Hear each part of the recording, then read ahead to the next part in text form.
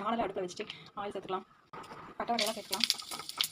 சின்னதாக நல்லா நான் 2 பெரிய வெங்காயம் வச்சு எடுத்துருக்கேன். மீடியம் சைஸில் வெங்காயம் வச்சுக்கிட்டு அதுக்குள்ளே தக்காளியெல்லாம் அரைச்சி வச்சுக்கலாம். அரைக்கிறதுக்கு ஒரு சின்ன துண்டு தேங்காய் எடுத்துருக்கேன். பச்சை மிளகாய், தக்காளி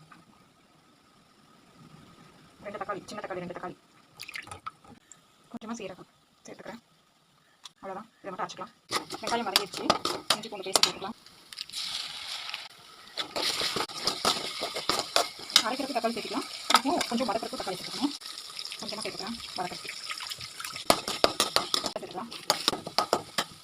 கொஞ்சமாக கரம் மசாலா, கொஞ்சமாக மஞ்சள் தூள், கொஞ்சமாக மல்லித்தூள், கொஞ்சமாக சிக்கன் தூள் எடுத்துருக்கேன். இதை சேர்த்துக்கலாம். அரைச்சி வச்ச விழுது சேர்த்துக்கலாம்.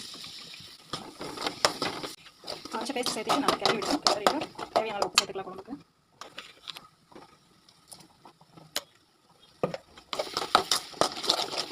உப்பு சேர்த்துட்டு கழுவி வச்ச சிக்கன் சேர்த்துக்கலாம். சிக்கன் கழுவி வச்சுருக்கேன், சேர்த்துக்கலாம். கழுவிக்கலாம். நல்லா கிளறி விட்டுட்டு மூடி போட்டு ஒரு 1 அல்லது 2 நிமிஷம் விடுங்க. அதில் 2 நிமிஷம் வேகட்டும். அப்படியே எண்ணெயில் 2 நிமிஷம் வச்சு பார்க்கலாம். தண்ணி கொஞ்சம் விட்டு வந்துருக்கு. லைட்டாக மிளகு தூள் சேர்த்துக்கலாம். சேர்த்து கிளறி விடலாம். தேவையான அளவு தண்ணி சேர்த்து வேக விடலாம் சிக்கனை.